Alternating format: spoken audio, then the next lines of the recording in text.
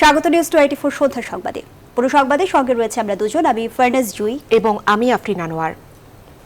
সংবাদে এছাড়াও থাকছে দেশের দক্ষিণ পূর্বের ভূখণ্ড কক্সবাজারের মহেশখালী উপজেলার মাতারবাড়ি ইউনিয়ন। এক সময় শুধুই জেলেদের পল্লীতে এখন চলছে বিদ্যুৎ কেন্দ্র নির্মাণের মহাযজ্ঞ। সেই বিদ্যুতে গড়ে উঠবে শিল্পায়ন। সম্প্রতি মাতারবাড়ি ঘুরে এসেছেন আমাদের বিশেষ প্রতিনিধি বোরহানুল হক সম্রাট। এই আয়োজন নিয়ে থাকছে 3 পর্বের ধারাবাহিক।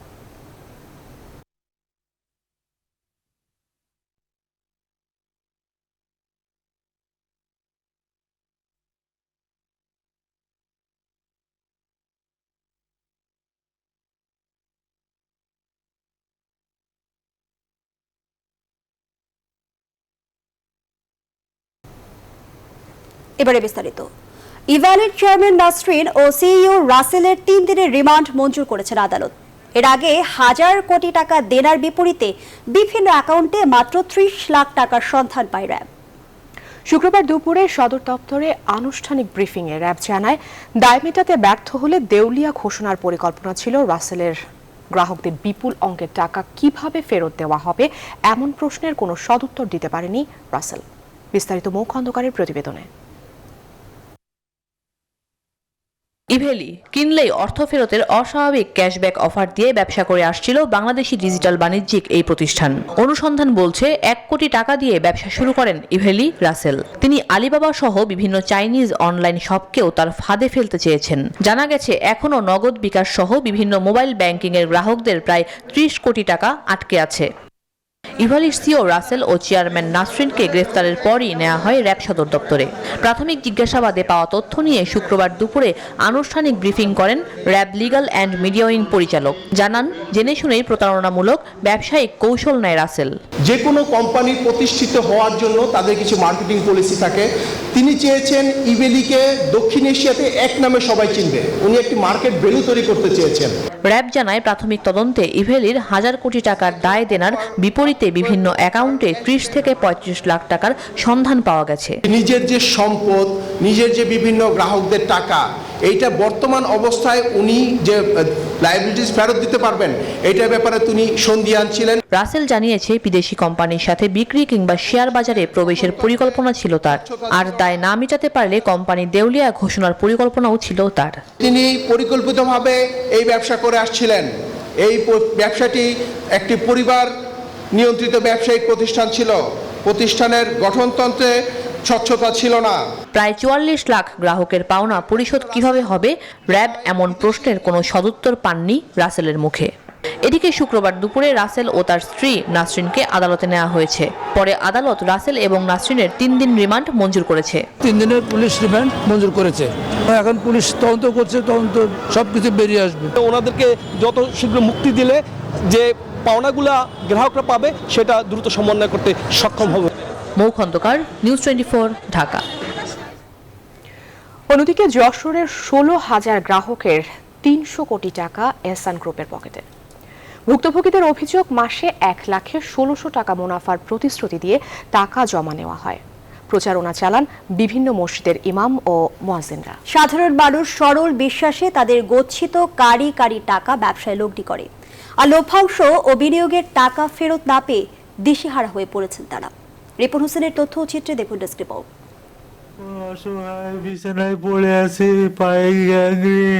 যশোর শহরের মিশন পাড়ার আফসার ছিলেন এয়ারফোর্সের ক্লার্ক। পেনশনের পাওয়া 12,50,000 টাকা 2011 সালের শেষের দিকে লগ্নি করেছিলেন এহসান এসে।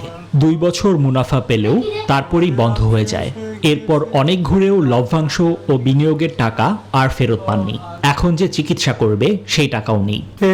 চেয়ারম্যান সাহেব আমাদেরকে তবা মতন পড়িয়েছে যে আমি যদি তাদের কাছে টাকা পয়সাগুলো রাখি তাহলে ওদের সব কিছু থেকে আমি ভালো থাকবো। শুধু আফসার উদ্দিনই নন, তার মতো 16,000 গ্রাহক জমি বিক্রি, পেনশনের টাকা তুলে দিয়েছেন এহসান গ্রুপের হাতে। এখন লাভের টাকা তো দূরের কথা, আসল টাকা না পেয়ে বিপাকে পড়েছেন তারা। আপনি যে ব্যাংকে রাখছেন টাকা, ওই সম্পূর্ণ সুদ। আপনি সুদ খাচ্ছেন, আপনার ছেলে মেয়ে খাচ্ছে, বউরা খাচ্ছে। এটা আমাদেরকে বলতো। আমরা এর মুনাফা হিসেবে দেব, সুদ হবে না, আপনাদের পুরোটাই হালাল পথেই আপনাদের এই টাকাটা আসবে। এহসান রিয়েল এস্টেট অ্যান্ড ডেভেলপমেন্ট লিমিটেডের চেয়ারম্যান সহ ২৬ জনের বিরুদ্ধে আদালতে ২টি মামলা দায়ের হয়েছে। গ্রাহকের টাকা প্রতারণার সত্যতাও পেয়েছে পিবিআই। আমাদের কাছেও যেটা বর্তমান হয়েছে, এখানে প্রায় ১২-১৪ হাজার কোটি টাকা তারা আত্মসাৎ করে পালিয়ে গেছে। অবশ্য এহসান ইসলামী মাল্টিপারপাস কোঅপারেটিভ সোসাইটির ভাইস চেয়ারম্যান বলেছেন তাদের গ্রাহকের টাকা দ্রুত সময়ের মধ্যে পরিশোধ করে দেবেন। ৫ কোটি টাকা এখনো জনগণ যেটা পাবে সেটার জন্য ২২ বিঘে জমি আছে, যেটা নির্ধারণ করে জনগণের ভিতরে সুষ্ঠু বন্টন করার জন্য আমরা চেষ্টা করতেছি। দ্রুত এসব প্রতিষ্ঠানের বিরুদ্ধে ব্যবস্থা নেওয়ার দাবি ভুক্তভোগীদের। Desk report, news 24। ইভ্যালি ই অরেঞ্জের মতো ই কমার্স প্রতিষ্ঠানে বিনিয়োগ করে এখন দিশা খুঁজে পাচ্ছেন না লাখ লাখ গ্রাহক। এসব ই কমার্স প্ল্যাটফর্মের বিভিন্ন প্রলোভনে সর্বস্ব হারিয়েছেন অসংখ্য মানুষ। ইভ্যালি ই অরেঞ্জের মালিকরা এখন আইনের কাঠগড়ায়। সরকারের সদিচ্ছা থাকলে মালিকদের সম্পদ বাজেয়াপ্ত করা সহ বিভিন্ন প্রক্রিয়ায় গ্রাহকদের অর্থ ফেরত দেওয়া সম্ভব বলে মনে করে টিআইবি। আর আইনজীবীদের মতে প্রতিষ্ঠানের আর্থিক সক্ষমতা না থাকলে গ্রাহকদের টাকা ফেরত পাওয়া কঠিন। প্লাবন রহমান জানাচ্ছেন বিস্তারিত। বিভিন্ন অফারের প্রলোভন দেখিয়ে লাখ লাখ গ্রাহকের কোটি কোটি টাকা বিনিয়োগ পায় ইভ্যালি অরেঞ্জের মতো ই কমার্স প্রতিষ্ঠান। শহর থেকে গ্রাম সব জায়গায় অল্প সময়ে পৌঁছে যায় লোভনীয় বিজ্ঞাপনের মাধ্যমে। শেষমেশ ই অরেঞ্জের বিরুদ্ধে ১১০০ কোটি টাকা আত্মসাতের মামলা চলমান, মালিকরা কারাগারে। আর ইভ্যালির ব্যবস্থাপনা পরিচালক ও সিইও মোহাম্মদ রাসেল ও তার স্ত্রী প্রতিষ্ঠানটির চেয়ারম্যান শামীমা নাসরিনও র্যাবের হাতে গ্রেফতারের পর আইনের কাঠগড়ায়। ইভ্যালির ১,০০০ কোটি টাকার দেনার বিপরীতে অ্যাকাউন্টে আছে মাত্র ৩০ লাখ। এ অবস্থায় বিপাকে দেশের লাখ লাখ ই কমার্স গ্রাহক সর্বশান্ত হবার আশঙ্কায় ঘুরছেন পথে পথে। গভর্নমেন্ট লাইসেন্স দিচ্ছে, আমার কিন্তু দেখার বিষয় না যে এটা কিভাবে কি করতেছে। আমি তো করোনা পরিস্থিতিতে পাঠাও চালানোর জন্য বাইক অর্ডার দিয়েছি এবং হাজারো বাইক অর্ডার দিয়েছে। তাদেরকে আপনি কি বলবেন? আজকে ২০ থেকে ৩০ লক্ষ গ্রাহক একটা অনিশ্চয়তার মুখে পড়ে যাচ্ছে। ৫ লাখ টাকার অর্ডারের মধ্যে একটা অর্ডারও পাইনি। ১২,৩০,০০০ টাকা পাই গভর্নমেন্ট, এই টাকাটা গভর্নমেন্ট আমাদেরকে দেওয়ার ব্যবস্থা করুক। শুরু থেকেই সরকারের পক্ষ থেকে এসব ই কমার্সকে উৎসাহিত করা হয়েছে বলে অভিযোগ। বাংলাদেশ ক্রিকেট দলের গর্বিত স্পন্সর ছিল ইভ্যালি। অনেকে ইভ্যালিকে নিয়ে অ্যামাজন, আলিবাবার মতো বিশ্বখ্যাত প্রতিষ্ঠান হয়ে ওঠার স্বপ্নও দেখেছিলেন। বাণিজ্য মন্ত্রণালয়, ভোক্তা অধিকার সবার চোখের সামনে এসব ব্যবসা করে এসেছে ইভ্যালি ই অরেঞ্জ। এখনকার বাস্তবতায় কি হবে গ্রাহকদের অর্থ ফেরত পাওয়ার সম্ভাবনাই বা কতটুকু? এখন সরকারের কাছে বললে সরকার তো সরকারের ফান্ড থেকে এদেরকে টাকা দিবে না, এটা তো কোনো ইনস্ট্যান্স এরকম নাই। এখন সরকার যেটা করতে পারে, যদি ওদের কোনো টাকা পয়সা থাকতো কোথাও, সেগুলো হয়তো অর্গানাইজ করে, কিন্তু সেইরকম টাকা তো তাদের নাই। হ্যাঁ, সব মিলিয়ে সুযোগ কম। একমাত্র সুযোগ ছিল সেটা হলো ওই যদি ইনভেস্ট করে কেউ ব্যবসা বাণিজ্য করে তাদেরকে দেওয়া হয়েছে, ওই সুযোগটা ছিল, কিন্তু এখন সেই সুযোগটা কম। আটক করা বা বিচার করে দৃষ্টান্তমূলক শাস্তি নিশ্চিত করার মধ্যে সীমাবদ্ধ থাকলে হবে না। এখানে যে অর্থ সম্পদের তারা অবৈধভাবে মালিক হয়েছেন সেটা বাজেয়াপ্ত করতে হবে এবং যথাযথ আইনি প্রক্রিয়ার মাধ্যমে বাজেয়াপ্ত প্রকৃত অর্থের উপর জরিমানা আদায় করতে হবে। তার উপর নির্ভর করে যথাযথ প্রক্রিয়ায় পর্যায়ক্রমে যারা প্রতারিত হয়েছেন গ্রাহকরা, তাদেরকে তাদের ন্যায্য পাওনা ফেরত দেওয়া সম্ভব বলে আমরা মনে করি। এর আগে ডেস্টিনি, যুবক সহ অনেক প্রতারণামূলক ব্যবসার সাক্ষী দেশের লাখ লাখ গ্রাহক। এবার অন্তত এসব ব্যবসার স্থায়ী সমাধান চান ভুক্তভোগীরা। প্লাবন রহমান, নিউজ 24, ঢাকা। জাতিসংঘের ৭৬তম অধিবেশনে যোগ দিতে ঢাকা ছেড়েছেন প্রধানমন্ত্রী শেখ হাসিনা। শুক্রবার সকালে যুক্তরাষ্ট্রের নিউ ইয়র্কের উদ্দেশ্যে যাত্রা করেন তিনি। পররাষ্ট্রমন্ত্রী ডক্টর একে আব্দুল মোমেন, পররাষ্ট্র প্রতিমন্ত্রী মোহাম্মদ শাহরিয়ার আলম সহ মোট ৮০ সদস্যের প্রতিনিধি দল প্রধানমন্ত্রীর সফর সঙ্গী হয়েছেন। ২ সপ্তাহের রাষ্ট্রীয় সফরে প্রধানমন্ত্রী বিভিন্ন দেশ ও সংস্থার প্রধানদের সঙ্গে দ্বিপাক্ষিক বৈঠকে জলবায়ু পরিবর্তন, করোনা টিকা সহ বিভিন্ন বিষয়ে জোর দেবেন। আগামী ২০ সেপ্টেম্বর যুক্তরাজ্যের প্রধানমন্ত্রী বরিস জনসন এবং জাতিসংঘ মহাসচিব অ্যান্টনিও গুতেরেসের আহ্বানে জলবায়ু পরিবর্তন নিয়ে যুক্তরাষ্ট্র ও সরকার প্রধানদের একটি ছোট দলের সঙ্গে রুদ্ধদ্বার বৈঠকে যোগ দেবেন শেখ হাসিনা। ২১ সেপ্টেম্বর শেখ হাসিনা জাতিসংঘ সদর দপ্তরে সাধারণ বিতর্কের উদ্বোধনী অধিবেশনে যোগ দেবেন। যুক্তরাষ্ট্র সফর শেষে শেখ হাসিনা ৩০ সেপ্টেম্বর ওয়াশিংটন থেকে ঢাকার উদ্দেশ্যে রওনা হবেন। এবং হেলসিঙ্কিতে যাত্রা বিরতির পর 1 অক্টোবর দেশে ফিরবেন তিনি।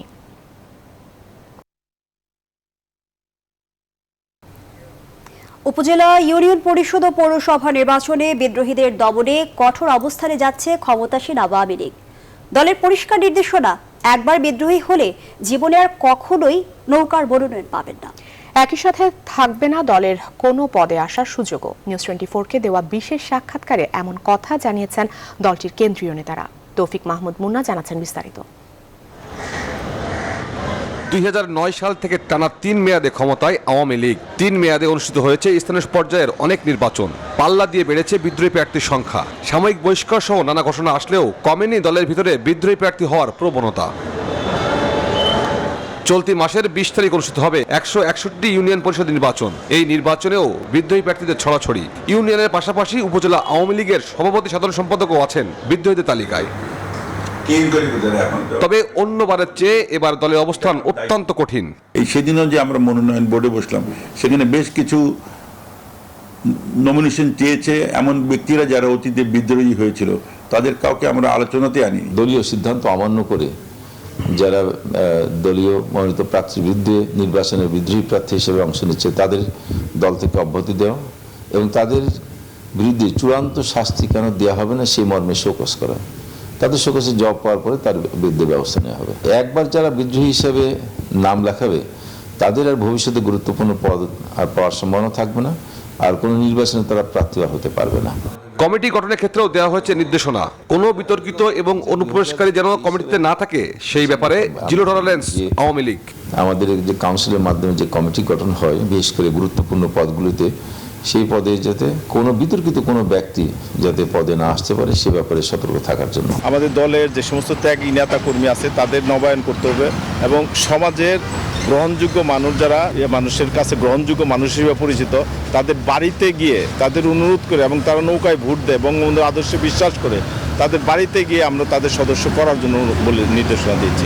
গেল 9 সেপ্টেম্বর দলের ওয়ার্কিং কমিটির সভায় দলের শৃঙ্খলা বজায় রাখার জন্য কঠোর নির্দেশনা দেন দলীয় সভানেত্রী শেখ হাসিনা। ধারণ করে আবার প্রচার করে। তৌফিক মাহমুদ মুন্না, নিউজ 24, ঢাকা।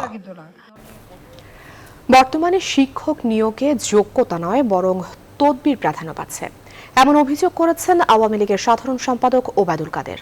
আর শিক্ষামন্ত্রী ডাক্তার দীপমণি বলছেন, বর্তমানের অনেকেই ঘটনাচক্রে শিক্ষক হয়েছেন। শিক্ষা দিবস উপলক্ষে আয়োজিত সেমিনারে এসব বলেন তারা। তৌফিক মাহমুদ মুন্নার রিপোর্ট। শুক্রবার সকালে শিক্ষা দিবস উপলক্ষে বঙ্গবন্ধু এভিনিউতে আওয়ামী লীগের কেন্দ্রীয় কার্যালয়ে সেমিনারের আয়োজন করে আওয়ামী লীগের শিক্ষা ও মানব সম্পদ উপকমিটি। সবাই শিক্ষামন্ত্রী দীপমণি এবং ভার্চুয়ালি প্রধান অতিথি হিসেবে উপস্থিত ছিলেন আওয়ামী লীগের সাধারণ সম্পাদক ওবায়দুল কাদের। বিশেষ অতিথির বক্তব্যে শিক্ষামন্ত্রী বলেন, পরীক্ষা ও সনদে শিক্ষা পদ্ধতি আটকে ছিল, তাই পরিবর্তন আনা হয়েছে। প্রয়োজন প্রশিক্ষিত শিক্ষক।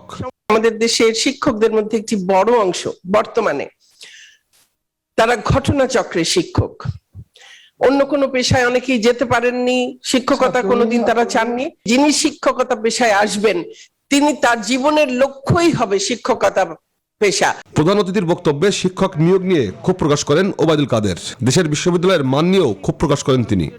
শিক্ষক নিয়োগের ব্যাপারে আজকে কোথাও কোথাও খুবই বাজে দৃষ্টান্ত স্থাপিত হচ্ছে। এখানে তদবির কে কত প্রভাবশালী তদবির সেটার উপরে নিয়োগ হয়। সেপ্টেম্বরের শেষ নাগাদ বিশ্ববিদ্যালয়ের হলগুলো খুলে যাবে বলে আশাবাদ ব্যক্ত করেন তিনি। এই যে পলিটিক্যাল রুম থাকার যে একটা অলিখিত নিয়ম চালু রয়েছে অছাত্রদের পুনর্বাসনের জন্য, গেল 10 বছরে শুধু প্রাইমারিতে নিয়োগ হয়েছে 1,79,000 শিক্ষক, আর মাধ্যমিকে 10,500 জন বর্তমানে কর্মরত রয়েছেন, আর 2155 জন পদায়নের অপেক্ষায় রয়েছেন। তৌফিক মাহমুদ মুন্না, নিউজ 24, ঢাকা। বিএনপির 3 দিন ব্যাপী সিরিজ বৈঠকে বেশিরভাগ নেতাই দ্বাদশ সংসদ নির্বাচনকে নির্দলীয় করতে আন্দোলনের পক্ষে মত দিয়েছেন। সেই সাথে নির্বাচনে ঐক্য করার আগে একাদশ জাতীয় সংসদ নির্বাচনের অভিজ্ঞতাকে কাজে লাগিয়ে বুঝিয়ে শুনে জোট গঠনের কথাই বলছেন তারা। একই সাথে সাংগঠনিক ও রাজনৈতিক দিকগুলো তুলে ধরে দলের শীর্ষ নেতাদের ওপর ক্ষোভ প্রকাশ করেছেন বিএনপির ভাইস চেয়ারম্যান ও উপদেষ্টা কাউন্সিলের সদস্যরা। আরও জানাচ্ছেন মারফা রহমান। আগামী দিনের রাজনৈতিক কর্মপরিকল্পনা ঠিক করতে 3 দিনের ধারাবাহিক বৈঠক শেষ করেছে বিএনপি। এতে দলের ভাইস চেয়ারম্যান, উপদেষ্টা কাউন্সিলের সদস্য, সম্পাদক মণ্ডলী এবং অঙ্গ সংগঠনের নেতারা মত দিয়েছে দলের হাইকমান্ডকে। বেশিরভাগ নেতাই দলের স্থবিরতা ভেঙে যেতে চায় রাজপথের আন্দোলনে। আমরা প্রস্তুতি নিচ্ছি, আন্দোলন সংগ্রাম, দেশের রক্ষা আন্দোলন, দেশকে রক্ষার আন্দোলন হবে ইনশাআল্লাহ। নির্দলীয় নিরপেক্ষ সরকার গঠনের লক্ষ্যে এবং জনগণ যাতে তারা তাদের পছন্দের নেতাকে ভোট দিতে পারে এবং ভোট কেন্দ্রে যেতে পারে। তবে বিগত নির্বাচন সহ সিনিয়রদের নানা ভুল সিদ্ধান্তের কড়া সমালোচনা করেছে মধ্যসারির নেতারা। নিষ্ক্রিয়দের তালিকা করে সক্রিয়দের নেতৃত্বে আনার দাবিও তাদের। এই অবস্থা চলতে দেওয়া যায় না। এখান থেকে উত্তরণের জন্য, গণতন্ত্রের মুক্তির জন্য, আমাদের নেত্রী দেশনেত্রী বেগম খালেদা জিয়ার মুক্তির জন্য আমরা কিভাবে এগোতে পারি, কি কর্ম পরিকল্পনা গ্রহণ করতে পারি, কি রোড ম্যাপ দিতে পারি, সেগুলি নিয়ে বিস্তারিত আলোচনা হবে। অঙ্গ সংগঠনের নেতারা সভায় জাতীয় ঐক্য ফ্রন্ট গঠনের সমালোচনা করেন এবং কেন্দ্রীয় অনেক নেতাকে আন্দোলন সংগ্রামে পাশে পাওয়া যায় না বলে হাইকমান্ডের কাছে অভিযোগ জানান। নির্বাচন এবং আন্দোলনকে সমন্বয় করে জনগণের ভোটের অধিকার আমরা কিভাবে আদায় করব, সমস্ত বিষয়গুলো নিয়েই আলাপ হবে। সিরিজ বৈঠক শেষে দলের মহাসচিব জানান, এখনো কিছু কার্যনির্বাহী সদস্য, জেলা পর্যায়ের সভাপতি, সাধারণ সম্পাদক এবং পেশাজীবীদের নিয়ে বৈঠক করার কথা আছে দলের। এরপরই ধাপে ধাপে আন্দোলনের দিকে এগোবে বিএনপি। মারুফা রহমান, নিউজ 24, ঢাকা। দেশের দ্বিতীয় বৃহত্তম বিনিয়োগ ক্ষেত্র মহেশখালীতে চলছে 1200 মেগাওয়াট বিদ্যুৎ উৎপাদনের কর্মযজ্ঞ, যাতে অংশ নিয়েছেন বিশ্বের 14 দেশের 5.5 শতাধিক প্রবাসী শ্রমিক। আর এসবই ঘটছে একসময় শুধু জেলেদের দ্বীপ বলে পরিচিত সমুদ্র পাড়ের মাতার বাড়িতে। দেশের দক্ষিণ পূর্বে সেই প্রান্ত সীমা ঘুরে এসে জানাচ্ছেন বোরহানুল হক সম্রাট। ক্যামেরায় ছিলেন হায়দার আলী। পাখির চোখে আগে দেখা কক্সবাজার জেলার মহেশখালী আর আগের মতো নেই। খুব প্রয়োজন না হলে যে পথ মারাতো না কেউ, সেই উত্তাল মহেশখালী চ্যানেল এখন এমন ব্যস্ত। সরকারের 10 মেগা প্রকল্পের দ্বিতীয় সর্বোচ্চ বরাদ্দের এই মাতার বাড়ি প্রস্তুত হচ্ছে প্রযুক্তির সবশেষ স্পর্শ নিয়ে। এত বড় একটা প্রজেক্টে যদি আমি ফিজিক্যালি থাকি, একজন ইঞ্জিনিয়ার হিসেবে আমার জ্ঞানের প্র্যাকটিস হচ্ছে, ম্যান পাওয়ার ডেভেলপমেন্ট হচ্ছে। আগে আমাদের এখানে লবণের শ্বাস করতে আপনার, এখন তো ধরেন সবাই অনেক চাকরিজীবী হয়ে গেছে, এখন স্বাবলম্বী। গভীর সমুদ্র বন্দরের খরচ যোগ হয়ে মাতারবাড়ি প্রকল্পের বাজেট আগের 35,900 কোটির বদলে এখন 52,000 কোটি টাকায় ঠেকতে যাচ্ছে, যা পদ্মা সেতু ও মেট্রো রেল প্রকল্পের মিলিত বাজেটের সমান। অলরেডি আমরা 14.3 কিলোমিটার চ্যানেল তৈরি করে ফেলেছি, যেটার গভীরতা 18.5 এবং উইডথ হচ্ছে 250 মিটার। ইতিমধ্যেই এখানে মাদার ভেসেল আসা শুরু করেছে। পোর্ট ওয়ার্কসের কারণে আমার এইগুলো বেড়েছে। মাতারবাড়ির বেজলোড কেন্দ্রের বিদ্যুৎ মূল গ্রিডে যোগ হলে তেলভিত্তিক কুইক রেন্টাল বিদ্যুৎ কেন্দ্রগুলোর উপর নির্ভরতা কমে আসবে। ওখানে টোটাল প্রজেক্টে হবে 800টা প্রজেক্ট, তার মধ্যে 31টা প্রজেক্টই আমাদের মন্ত্রণালয়। ডিপসিতে যেসব জিনিসগুলো অ্যাডভান্টেজ নেওয়া দরকার, প্রাইসিং এর ব্যাপার, যেমন ওখানে যদি এলএনজি পোর্ট হয়ে যায় তাহলে এলএনজির ক্ষেত্রে আমাদের খরচ কমে আসবে। 2024 সালের জানুয়ারিতে প্রথম 600 এবং জুলাইয়ের মধ্যেই দ্বিতীয় 600 ইউনিটের কাজ শেষ করার লক্ষ্যমাত্রা নির্ধারণ করা হয়েছে। দেশের উৎপাদিত মোট বিদ্যুতের এখনও শতকরা 30% আসছে তেল থেকেই। চড়া মূল্যে কেনা সেই তেলের উপর নির্ভরতা কাটাতেই তৈরি হচ্ছে মাতারবাড়ির এই বিপুল আল্ট্রা সুপার ক্রিটিক্যাল কোল বেসড বিদ্যুৎ কেন্দ্র। তবে একই সাথে এই বিদ্যুৎ কেন্দ্রের খরচ ঠিক কোথায় গিয়ে ঠেকছে তার দিকেও নজর রাখছেন সবাই। বোরহানুল হক সম্রাট, নিউজ 24, মহেশখালী, কক্সবাজার। মানুষের জন্য ফাউন্ডেশনের প্রধান নির্বাহী শাহিন আনাম এবং তার স্বামী ইংরেজি দৈনিক দ্য ডেইলি স্টার সম্পাদক মাহফুজ আনামের কুশপুত্তলিকা পুড়িয়ে বিক্ষোভ করেছে বাংলাদেশ জাতীয় যুব হিন্দু মহাজোট। শুক্রবার দুপুরে রাজধানীর সূত্রাপুর এলাকায় বিক্ষোভ মিছিল করে সনাতন ধর্মাবলম্বীদের এই সংগঠন। এর আগে সংগঠনটির নবগঠিত কেন্দ্রীয় কমিটির অভিষেক অনুষ্ঠানে সংগঠনের নেতারা বলেন, হিন্দু পারিবারিক আইন পরিবর্তনের কোনো প্রয়োজনীয়তা নেই। কোনো কোনো এনজিও বিদেশি মদতে সরকারের সাথে হিন্দু সম্প্রদায়ের দূরত্ব সৃষ্টিতে এই আইন পরিবর্তনের চেষ্টা করছে। নাইমা জিকোর প্রতিবেদনে বিস্তারিত। বাংলাদেশ জাতীয় যুব হিন্দু মহাজোটের নবগঠিত কেন্দ্রীয় কমিটির অভিষেক উপলক্ষে এ আয়োজন। সনাতন ধর্মাবলম্বীদের অধিকার আদায়ে গঠিত এই সংগঠনের অভিষেক অনুষ্ঠানে উপস্থিত ছিলেন ঢাকা ৪ আসনের সংসদ সদস্য সৈয়দ আবু হোসেন বাবলা, বাংলাদেশ জাতীয় হিন্দু মহাজোটের সভাপতি অ্যাডভোকেট বিধান বিহারী গোস্বামী সহ সনাতন ধর্মীয় বিভিন্ন সংগঠনের জ্যেষ্ঠ নেতারা। অনুষ্ঠানে বক্তারা বলেন, হিন্দু সমাজকে সরকারের প্রতিদ্বন্দ্বী বানানোর জন্য হিন্দু পারিবারিক আইন পরিবর্তনের ষড়যন্ত্র করছে মানুষের জন্য ফাউন্ডেশন। এই মাহফুজানম এই মানুষের জন্য যে এনজিও তার স্ত্রী শাহিনা নাম, উনারা এটা নিয়ে আগে বাড়ছেন, উনারা এটা করার কে? আজকে তারা আমাদের পারিবারিক আইন সংস্কারের কথা বলছে। তারা এই সরকারকে হেয় প্রতিপন্ন করার জন্য তারা চেষ্টা চালাচ্ছে। মহিলারা ঝাঁটা মিছিল করবে এবং ওই মানুষের জন্য ফাউন্ডেশনের অফিস ঘেরাও করবে, সেটা কর্মসূচি চলছে। ঢাকা ৪ আসনের সংসদ সদস্য ও জাতীয় পার্টির নেতা সৈয়দ আবু হোসেন বাবলা বলেন, বাংলাদেশ অসাম্প্রদায়িক চেতনায় বিশ্বাসী, আর হিন্দু পরিবারের আইন তাদের নিজস্ব ব্যাপার। এটা পরিবর্তনের সিদ্ধান্ত নেওয়ার অধিকার তাদেরই। সরকার রাষ্ট্র যদি মনে করে তাদের সঙ্গে আলাপ আলোচনা করে একটা হিন্দু নেতৃত্বে তারাই সরকার একটা ব্যবস্থা করে দিবে। এনজিও হোক, যে কোনো হোক, যত বড় শক্তিশালী কুচক্রী মহল তাদের ব্যাপারে ইন্টারফেয়ার করতে পারে না। পরে হিন্দু আইন পরিবর্তনের প্রস্তাবের প্রতিবাদে বিক্ষোভ করে নবগঠিত এই সংগঠনের নেতারা। এ সময় মাহফুজ আনাম ও শাহিনা নামের কুশপুত্তলিকা পোড়ানো হয়। নাইম আলচিকো, নিউজ 24, ঢাকা। সন্ধ্যা সংবাদের এই পর্যায়ে একটা বিরতি দিচ্ছি, আর খবর নিয়ে ফিরছি একটু পর। বিরতির পর আবারও স্বাগত। দেখছেন নিউজ 24 সন্ধ্যা সংবাদ। চন্দ্রিমা উদ্যানে জিয়াউর রহমানের লাশ থাকার কোনো প্রমাণ কোথাও নেই বলে মন্তব্য করেছেন তথ্য ও সম্প্রচার মন্ত্রী ডক্টর হাসান মাহমুদ।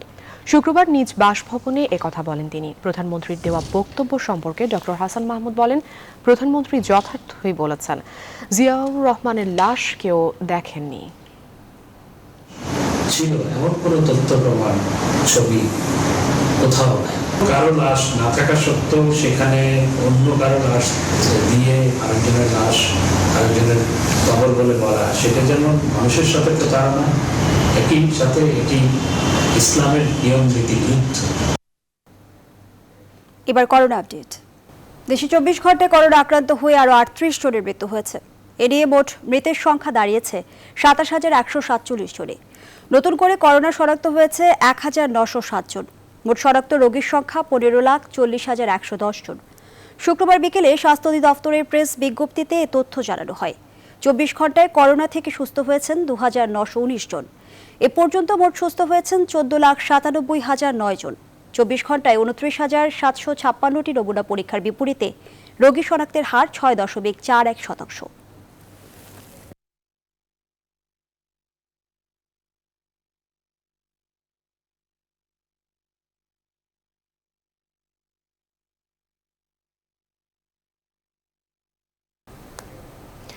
রাজধানীর বিভিন্ন হাসপাতালে বাড়ছে ডেঙ্গুতে আক্রান্ত শিশুদের সংখ্যা, যাদের বেশিরভাগই শিক্ষার্থী। গেল 24 ঘন্টায় সারা দেশে রোগীর সংখ্যা বেড়ে আরও 163 জন হয়েছে। কীটতত্ত্ববিদরা বলছেন, সচেতনতার অভাবে বাড়ছে এডিস মশাবাহিত এই ভাইরাস জ্বরের প্রাদুর্ভাব।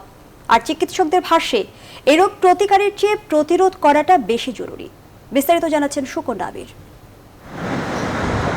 দীর্ঘদিন পর খুলেছে স্কুল গণ্ডি, কিন্তু তার আনন্দ বন্ধুদের সাথে ভাগ করে নিতে পারেনি মাহিন। কারণ কয়েকদিন ধরে হাসপাতালেই কাটছে তার প্রতিটি প্রহর। ডেঙ্গু আক্রান্ত হয়ে গেল 4 দিন ধরে রাজধানীর সোহরাওয়ার্দী হাসপাতালে ভর্তি রয়েছে সে। আমি স্কুলে যেতে চাই, কিন্তু এখন এই মাথা ব্যথা, পেট ব্যথা। ওর তো মনে চায় যে স্কুলে যায়, সবার সাথে খেলাধুলো করুক, পড়াশোনা করুক, কিন্তু তো আমি ডেঙ্গুর কারণে যাইতে পারতেছি না। মাহিনের মতো অনেক শিক্ষার্থীরই এখন এমন অবস্থা। প্লাটিনাম ছিল আপনার 93,000 সর্বনিম্ন। ব্যথা ছিল, মাথা ব্যথা ছিল, বমি আইছিল, কিছু খাইতে পারতাম না। গত কয়েক মাস ধরেই ডেঙ্গুর প্রকোপ ঊর্ধ্বমুখী, আর আক্রান্তের বেশিরভাগই শিশু। কীটতত্ত্ববিদ ডক্টর কবিরুল বাশারের মতে, সচেতনতার অভাবে বাড়ছে এডিস মশাবাহিত এই ভাইরাস জ্বরের প্রাদুর্ভাব। প্রেডিকশন মডেল অনুযায়ী দেখা যাচ্ছে সেপ্টেম্বর জুড়েই ডেঙ্গুর প্রাদুর্ভাব থাকবে। তাই সিটি কর্পোরেশনের মশক নিধন কার্যক্রমগুলো চলমান থাকতে হবে। সাথে সাথে নগরবাসীকেও তার বাড়ির আঙিনা এবং বাড়ির ভিতরটা নিশ্চিত করতে হবে যেন কোনোভাবেই এডিস মশা জন্মাতে না পারে। প্রতিকারের থেকে প্রতিরোধ এখন বেশি জরুরি। তাই ডেঙ্গুতে আতঙ্কিত না হয়ে সঠিক চিকিৎসা নেবার পরামর্শ দিচ্ছেন চিকিৎসকরা। যে জ্বর দেখা দিলেই প্রথমেই যদি সে আগে ডায়াগনোসড হয়ে যায় ডেঙ্গু, তাহলে চিকিৎসকের পরামর্শ থাকলে সে কিন্তু খারাপ হয় না। যারা দেরি করে এবং জানে না, হঠাৎ করে দেখা যায় শকে চলে যায় অথবা ব্লিডিং হয়, সেই সমস্ত রোগীগুলো হাসপাতালে আসলেও কিন্তু খারাপ হয়ে যায়। যেখানে যেখানে ডেঙ্গু মশা জন্মাতে পারে সেই জায়গাগুলি আমরা যদি সবাই সচেতন হই, ডেঙ্গু মশা জন্মাতে পারবে না এবং ডেঙ্গু রোগটা ছড়াতে পারবে না। স্বাস্থ্য অধিদপ্তরের তথ্য মতে চলতি বছর এখন পর্যন্ত প্রায় 15,000 রোগী ডেঙ্গুতে আক্রান্ত হয়ে হাসপাতালে ভর্তি হয়েছেন। সুকন্যা আমির, নিউজ 24, ঢাকা। সন্ধ্যার সংবাদের এই পর্যায়ে আরও একটি বিরতি, সাথেই থাকুন। বিরতির পর আবারও স্বাগত, দেখছেন নিউজ 24 সন্ধ্যার সংবাদ। এবার ফার্স্ট সিকিউরিটি ইসলামী ব্যাংক অর্থ বাণিজ্যের সংবাদ।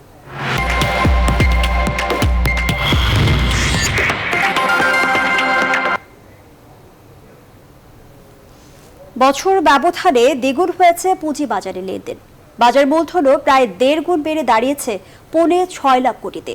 নিয়ন্ত্রক সংস্থা বিএসইসি চেয়ারম্যান অবশ্য বলছেন, দেশের অর্থনীতির হিসেবে এখনও অনেক ছোট পুঁজিবাজারের আকার। বিশ্বব্যাপী পুঁজিবাজারের সম্ভাবনা ছড়িয়ে দিতে কাজ করছেন বলেও জানিয়েছেন তিনি। তবে বিশেষজ্ঞরা বলছেন, ঊর্ধ্বমুখী বাজারের বড় চ্যালেঞ্জ কারসাজি নিয়ন্ত্রণ। সুলতান আহমেদের রিপোর্টে দেখুন বিস্তারিত। বিনিয়োগকারীদের এমন অংশগ্রহণ মনে করিয়ে দেয় 2009 সালকে। এরপর 2010 সালের ধস পুঁজিবাজার থেকে ছিটকে ফেলে দেয় বেশিরভাগ বিনিয়োগকারীদের। এক যুগ পর আবারও প্রাণ ফিরে পেয়েছে দেশের দুই পুঁজিবাজার। বৃহস্পতিবার সপ্তাহের শেষ কার্যদিবস শেষে ডিএসসির বাজার মূলধন দাঁড়িয়েছে 5,74,000 কোটি টাকা, যা এক বছর আগে ছিল 3,86,000 কোটি। বছরের ব্যবধানে বেড়েছে প্রায় 50%। বৃহস্পতিবার লেনদেন হয়েছে 2,171 কোটি টাকা, এক বছর আগে যা ছিল 1,147 কোটি। ডিএসসির প্রধান সূচক বেড়ে দাঁড়িয়েছে 7,228 পয়েন্ট, এক বছর আগে যা ছিল 5,116 পয়েন্ট। অনেক ফান্ড নিজের হাতে ইনজেক্ট হয়েছে, যেটা অ্যাকাউন্ট গুলো ইনঅ্যাক্টিভ ছিল অ্যাক্টিভ হয়েছে, সুতরাং ভয়ের কিছু নাই। টার্নওভারটা যদি আরেকটু হ্যান্ডসাম পর্যায়ে যেত তাহলে আমি আশাবাদী যে মার্কেট অনেক দূর যাবে। আমরা এই চেয়ারম্যানের উপরে আশাবাদী যে মোটামুটি সামনে বাজার আরো ভালো হবে ইনশাআল্লাহ। মাঝে মধ্যে গুজবের কারণে আমাদের এই মার্কেটে অনেক ইফেক্ট হয়। তো বাজার 1-2 দিন খারাপ হলে বা এক সপ্তাহ খারাপ হলে পেনিক হওয়ার কিছু নাই, ধৈর্য ধরে শেয়ার হোল্ডিং করতে হবে। বাংলাদেশের পুঁজিবাজারের সম্ভাবনা বিশ্বব্যাপী ছড়িয়ে দিতে রোড শো করছে নিয়ন্ত্রক সংস্থা বিএসইসি। কমিশন চেয়ারম্যানের প্রত্যাশা, এর ফলে বিদেশি বিনিয়োগ বাড়বে। 6 বছরে জিডিপি হচ্ছে ডাবল, 12 বছর বাদই দিলাম। আমাদের পারচেজিং পাওয়ার বেড়েছে, আমাদের কত আইপিও আসছে, 12 বছরের ইনফ্লেশন অ্যাডজাস্টমেন্ট করতে হবে। এই সব কিছু করলে মার্কেট কি 12 বছর আগে যা ছিল তাই থাকার কথা? আমরা মেসেজ পৌঁছাচ্ছি, আমরা সেই সাথে বলছি আপনারা আসেন, this is the right time to invest in Bangladesh. তবে দুশ্চিন্তার নাম দুর্বল মৌলভিত্তির কোম্পানি নিয়ে কারসাজি। উৎপাদন বন্ধ থাকার পরও কোনো কোনো কোম্পানির শেয়ার দর বেড়েছে কয়েক গুণ। বিনিয়োগকারীদের এজন্য সাবধানী হওয়ার পরামর্শ এই বিশেষজ্ঞের। জাঙ্ক শেয়ারের দাম 3-4-5 গুণ বাড়ছে, এটা সিকিউরিটি এক্সচেঞ্জ কমিশন জানে, ওনারা একটা কমিটি করেছে। আর আমরাও মনে করি এগুলো যে সমস্ত কোম্পানি বন্ধ এবং যেগুলো চালানোর যোগ্য মানে চলবেও না, বাট লিস্টেড আছে, অন্য দেশে লিস্টেড থাকতো না। এছাড়া বাজার ভালো রাখতে কেন্দ্রীয় ব্যাংক সহ সংশ্লিষ্টদের ইতিবাচক মনোভাব চান বিনিয়োগকারীরা। মহামারী আর টানা লকডাউন, এরপর পুঁজিবাজারের প্রতি আস্থা ফিরেছে সাধারণ বিনিয়োগকারীদের। বাড়ছে সূচক, সেই সাথে বাজার মূলধনও বেড়েই চলেছে। তবে এই উঠতি বাজারেও বুঝে শুনে সাবধানী বিনিয়োগ কতটুকু করতে পারবেন বিনিয়োগকারীরা, তার উপর নির্ভর করছে এই বাজারের ভবিষ্যৎ। সুলতান আহমেদ, নিউজ 24, ঢাকা। এবারে আন্তর্জাতিক প্রসঙ্গ। আফগানিস্তানে আরও তীব্র হচ্ছে অর্থাভাব। নগদ টাকার অভাবে ঠিকমতো বাজার সদাই হচ্ছে না অনেক সংসারে, বাড়ছে অপুষ্টিজনিত সমস্যা। তবে আফগান সংকট জাতিসংঘ একা সমাধান করতে অপারগ বলে জানিয়েছেন সংস্থাটির মহাসচিব অ্যান্টনিও গুতেরেস। এদিকে আফগান ইস্যুতে পদত্যাগ করেছেন নেদারল্যান্ডসের পররাষ্ট্রমন্ত্রী।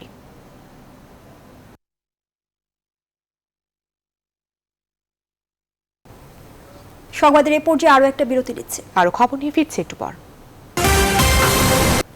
বিরতির পর আবারও স্বাগত, দেখছি নিউজ 24 সন্ধ্যা সংবাদ।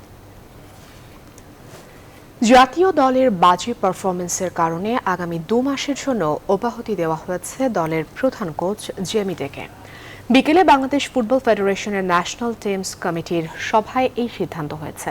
নতুন কোচ হিসেবে দায়িত্ব দেওয়া হয়েছে বসুন্ধরা কিংসের অস্কার ব্রুজেনকে। সাফ যুব এশিয়ান কাপ বাছাই ও শ্রীলঙ্কায় 4 দলীয় টুর্নামেন্টে বাংলাদেশ দলের কোচ থাকবেন তিনি। আপাতত 17 নভেম্বর পর্যন্ত জাতীয় দলের দায়িত্ব পালন করবেন অস্কার। 2 মাস পর আবারও জেমিটেকে দলের দায়িত্বে ফেরানো হবে কিনা এ বিষয়ে নিশ্চিত করে কিছু জানাননি বাফুফে।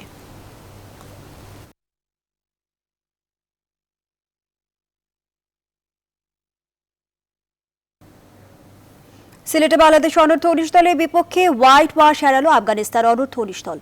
চতুর্থ ওয়ানডেতে টাইগার যুবাদের 19 রানে হারিয়েছে আফগানরা। এদিন টস জিতে সাবধানে শুরু করে আফগান ব্যাটসম্যানরা। বিলাল আহমেদের 60 রান আর সুলাইমান আরবসাইয়ের ব্যাটে ভর করে 8 উইকেট হারিয়ে 210 রান তোলে তারা। জবাবে ব্যাট করতে নেমে শুরুটা ভালো হলেও শেষ পর্যন্ত জয়ের লক্ষ্যে পৌঁছাতে পারেনি বাংলাদেশ। 34 বল বাকি থাকতেই 191 রানে থামে বাংলাদেশ। সিরিজের শেষ ম্যাচ আগামী রবিবার।